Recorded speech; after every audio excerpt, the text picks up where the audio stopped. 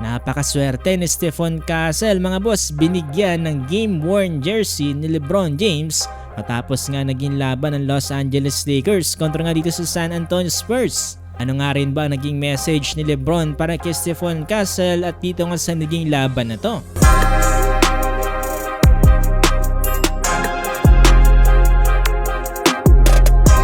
So naganap nga ngayong araw ang isa sa pinakamagandang laban ng Los Angeles Lakers kontra nga dito sa San Antonio Spurs dito nga sa quarterfinals ng NBA Cup.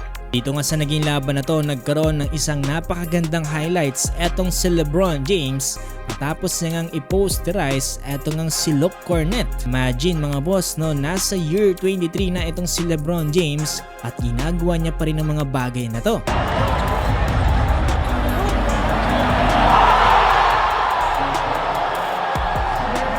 Although kahit nagalimaw etong si Luka Doncic dito nga para sa Los Angeles Lakers ay tinalo pa rin sila dito sa laban na to ng San Antonio Spurs sa final score na 132-119 na kung saan pinangunahan ng player na si Stephon Castle na kung saan nakapagdala ng 30 points. Matapos nga naging laban na yan mga boss no, eto naispatan natin na itong si Stephon Castle ay binigyan nga ng jersey dito nga ni LeBron James. Hanggang halos lahat ata ng mga players ngayon ay iniidolo etong si LeBron James. Kung nakaraan etong si BJ Edgecombe ang nanghingi ng jersey para kay LeBron James, ngayon naman eto namang si Stephon Castle. At tayong footage na nahanap pero dito makikita natin sa larawan ay nayakap nga dito ni Stephon Castle etong si LBJ.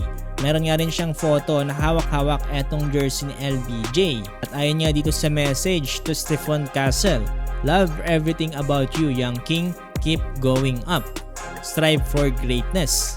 At napakaswerte talaga ni Stephon Castle at talagang maituturing to na isang memorabilia. Sa kabilang banda, pinuri naman ni LBJ eto nga San Antonio Spurs dito nga sa kanilang ipinakitang kagalingan dito nga sa naging laban na to. And kay LBJ talagang deserve nga daw ng Spurs na manalo ngayon dahil sa napakarami mga players na napakabilis kumilos. Sure, obviously, I mean, it's a unique team. They got 6 guys that can literally, 6 or 7 guys that can break you down off the dribble.